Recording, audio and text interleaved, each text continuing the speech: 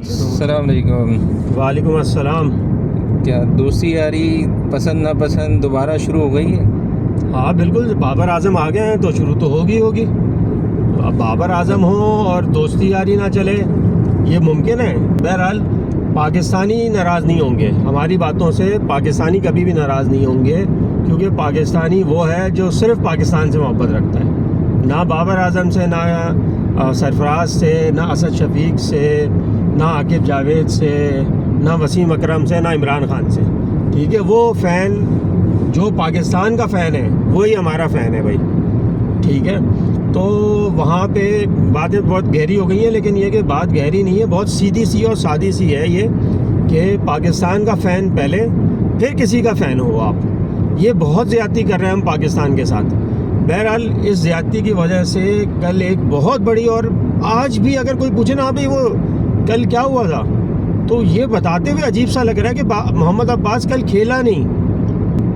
ये हैरानगी हो रही है, 8 विकेट और बाहर कर दिया। दोस्ती यारी करो, हमने कब किया नहीं करो, लोगों ने अपने फेवरेट लोगों को खिलाया, इमरान खान ने भी खिलाया है।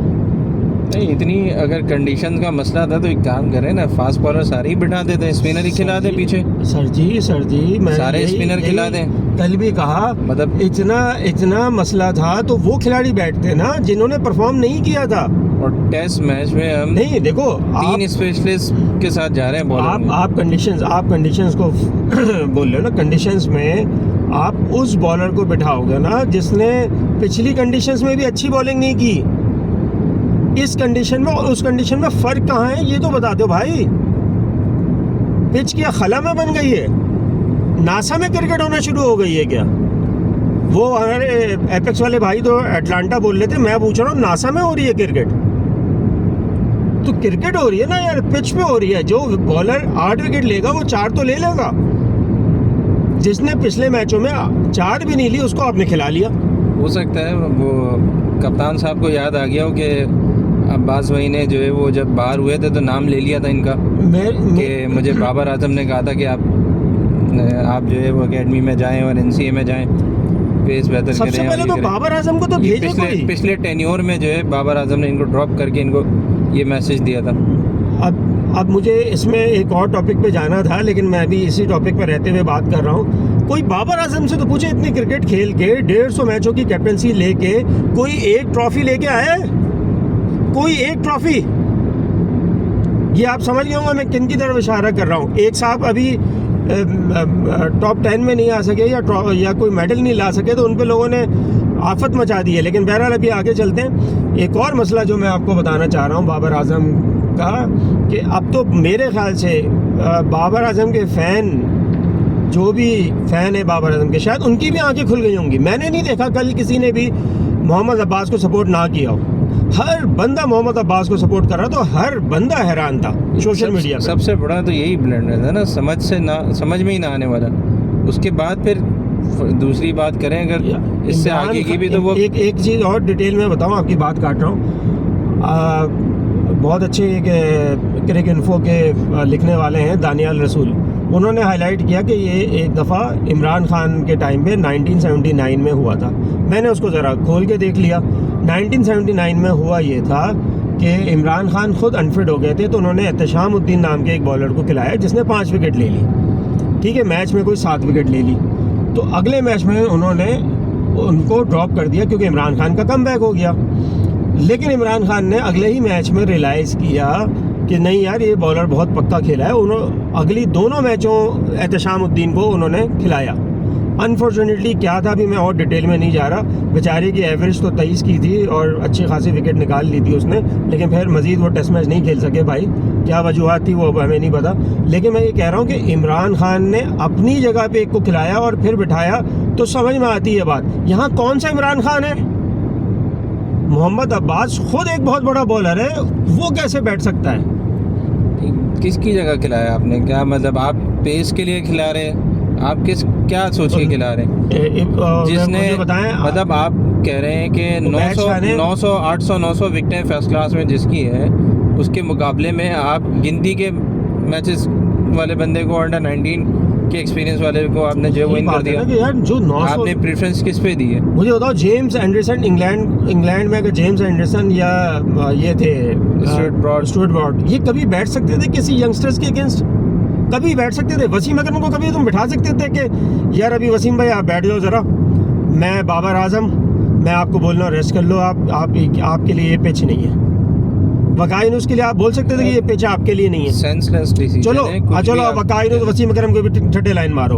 आप ये मुझे बताओ, आसिफ को कभी बोल सकते थे कि ये पिच आसिफ भाई आपके लिए नहीं है? हाँ, आसिफ आसिफ को तो भी इसी यही कहता कैटेगरी था का बॉलर कि था ना। पेस से नहीं हो तो सीम स्विंग पे तो करता था। फिर ये क्या है? आपको मैं बता रहा हूँ, आप बाद में बोलोगे अब्बास आसिफ जैसा था। ये अभी आप याद हो ना हो, आई थिंक ये अफ्रीका की सीरीज़ थी। अफ्रीका पिच तो खैर डिफरेंट होती है, लेकिन वहाँ पे शॉन पॉलक ने कमेंट्री के दौरान ये कहा था कि जो कंसिस्टेंसी है अब्बास की, ये देखनी चाहिए डोमेस्टिक के लड़कों को, और जो यंगस्टर हैं उनको यार, देखना पिछले चाहिए मैच में कि किस कंसिस्टेंसी के साथ बॉलिंग की है। पिछले मैच Line और length की में पिछले पूरे जो मैच इस पे में ग्राफ- वेस्ट इंडियन कमेंटेटर्स ने तारीफ के शादियाने बजा दिए थे। कोई कमेंटेटर ऐसा नहीं था जिसने अब्बास के बारे में, यही आप बता रहे हैं कि साउथ अफ्रीका में हुआ, तो मतलब दियारे गैर से जो है एक बंदे की गवाहियां आ रही हैं। एग्जाम्पल्स के तौर पर कोट करें कि हमारे यंगस्टर्स को इससे देखना चाहिए कि किस कंसिस्टेंसी से बॉल मतलब की है। हम किसको स्टार बना रहे हैं और किसको जीरो बना रहे हैं। जो असल स्टार है अब उसको हम देख ही नहीं रहे। बात ये हम है कई कि सालों से अब्बास के हवाले से बोल रहे हैं। अब एक चीज हो ना तो समझ में आती और है। माजरत के साथ कि मैंने इरादा किया था कि मैं बिल्कुल बाबर आजम के बारे में तो बोलना ही नहीं है, क्योंकि बोलना ही बेकार है बाबर आजम। एक तो वो बाबर आजम को बात कोई समझ आती ही नहीं है, ठीक है ना। पता नहीं कहाँ से वो दोबारा कैप्टन बन गए, किसने उनको कैप्टन बना दिया, कोई फ़र्क नज़र नहीं आया कैप्टनसी इतने सालों के बाद भी मिलने पे, ठीक है। दूसरा, उनके फ़ैन फॉलोइंग इतनी ज़बरदस्त है कि कोई बात भी ढंग की कर लो वो आ गया। तो मैंने आज कहा था मैं बात ही नहीं करूँगा, मैं बात करूँगा सरफराज और अच्छा शफीक पे। ये अब वो इनका एक अगली बात अगर की जाए तो वही एक सेंसलेस के 3 ओपनर खिला दिए आपने, नहीं, अजान अवैस, मुझे इमाम बात उल हक, बताओ ना, उसके बाद उनके ये मोस्ट तीन फेवरेट लोग- ये उनके तीन लोग- मोस्ट फेवरेट अब्दुल्ला शफीक, वो भी टीम में आ गए। ये मुझे बताओ ना, Up and ये down 3 वो लोग क्या खेलेंगे। कर रहे हैं? उमर गुल, असद शफीक और सरफराज। क्या राशिद लतीफ़ ने सही कहा था कि इनको एक्सपीरियंस नहीं है टेस्ट का? एक्सपीरियंस से इनको जो है कोच बना दिया है, लेकिन ये टेस्ट क्रिकेट के काबिल नहीं है। एक्सपीरियंस हो ना हो भाई, ये तो लग रहा है ये डमी ही बैठे हैं। तो डमी क्यों बैठे हुए? कराची वालों का नाम क्यों बदनाम कर रहे हैं सरफराज और असद शफीक मिलके? इनको कब समझ अकल आएगी? बात है कि जब इख्तियार नहीं है तो बोल दें कि भाई हमारा रोल नहीं है। यार ये मुझे बताओ ना, इतनी senseless है। ये मुझे बात अच्छा, बताओ। टोटल आप बात करें तो उसमें भी आप 7 बैट्समैन खिलाए हैं आपने, 8वां एक ऑलराउंडर खेला है, हमने पिछले 8वें नंबर पे ऑलराउंडर खेला है, उसके बाद 3 आपने यानी कि जेन्युइन बॉलर खिलाए। हरीश मान तो ऑलराउंडर पिछले मैच होते हैं में ही ना। मैंने आइडेंटिफाई कर लिया था, या फराज ने आइडेंटिफाई किया था कि ये अब खेलेंगे ही ज्यादा बैट्समैन के साथ। वही इनके पास मतलब फिलॉसफी कुछ नहीं होती है। फलसफा ये है कि बैटिंग जो है वो कोलैप्स कर गई तो एक बैट्समैन और डाल दो, एक बैट्समैन और 2 बैट्समैन और डाल दो, और 3 बॉलर के साथ आप जा रहे हैं जेन्युइन। कुछ नहीं हो सकता भाई, कुछ नहीं हो सकता। अब इसी